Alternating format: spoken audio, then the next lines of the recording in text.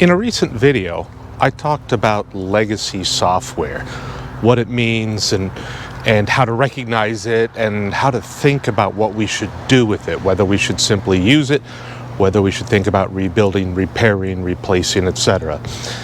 So with that in mind, I think about open source code. Open source has become the key to software reuse. Everybody uses it. It's in everything you can think of. But I asked myself as I was doing that video, is open source really a form of legacy code? Let's take a look at that.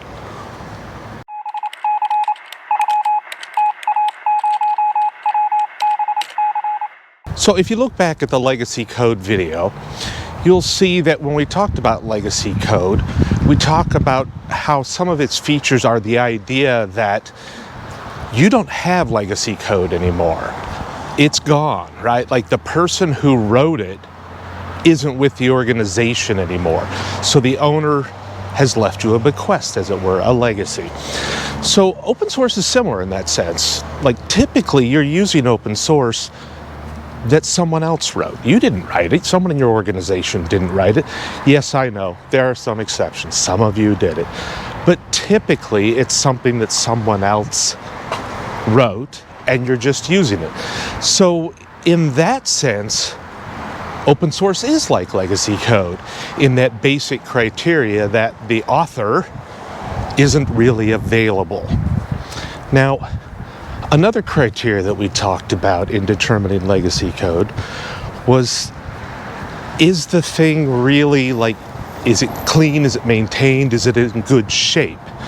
Well, those are, I guess, separate issues, but is it clean and is it maintained? And what you'll find is that a lot of open source projects have essentially stagnated. In some cases, it's a relatively benign stagnation, in the sense that no one's really working on it, no one's really changing it, but it does what it needs to do and it does it pretty well. In that case, it's probably safe.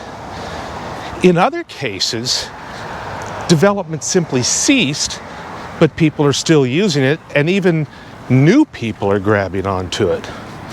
This is a bad kind of legacy, because who's responsible? Who's going to fix it? Who's going to make things better? It's really a serious issue. It's important when you're grabbing an open source component to think about, is this a real project? Do people care about it? Is it something that's being worked on? Is it something that's being fixed? Does it have more than one contributor, etc.? And that is something most people miss. They simply grab a little open source tool and ask themselves, hey, is this, something cool? Does it do what I want it to do? Rather than asking themselves, is this a good choice for what I'm trying to accomplish? And that's really a very critical question. So again, those sort of dual things, which is it active? Is it well maintained? Is it relatively bug-free?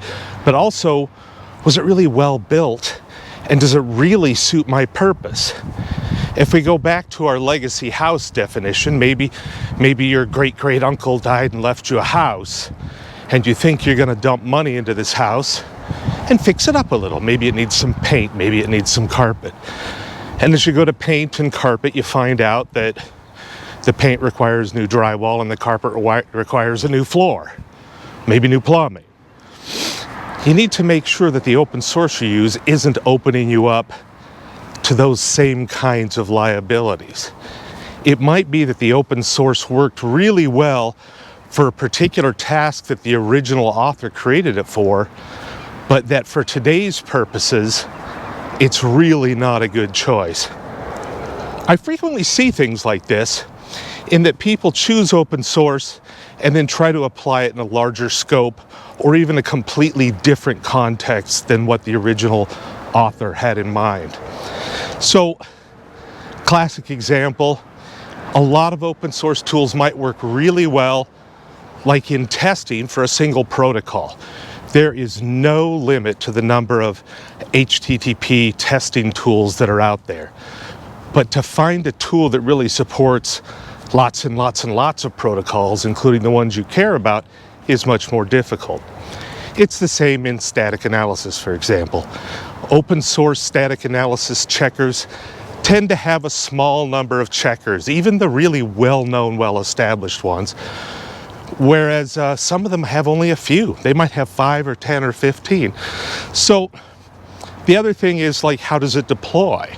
Can people really work in an enterprise space? Now, if you're a single developer and you're trying to work on things, then it really doesn't matter. But if you're trying to make this part of your organization and you're going to have 100 or 500 or 5,000 different engineers working, then it's really important that this tool fits right. Otherwise, it's like Grandpa giving you an old barn and you trying to turn it into a house. So, not to say that open source is bad, because it's certainly not, but to say that not all open source is equal. And in that, it's a lot like legacy code. Sometimes it's completely valuable and you totally want it, but other times you should throw it away and start over. So let me know if you liked it. Don't forget to thumbs up, subscribe if you're interested, leave some comments in the video.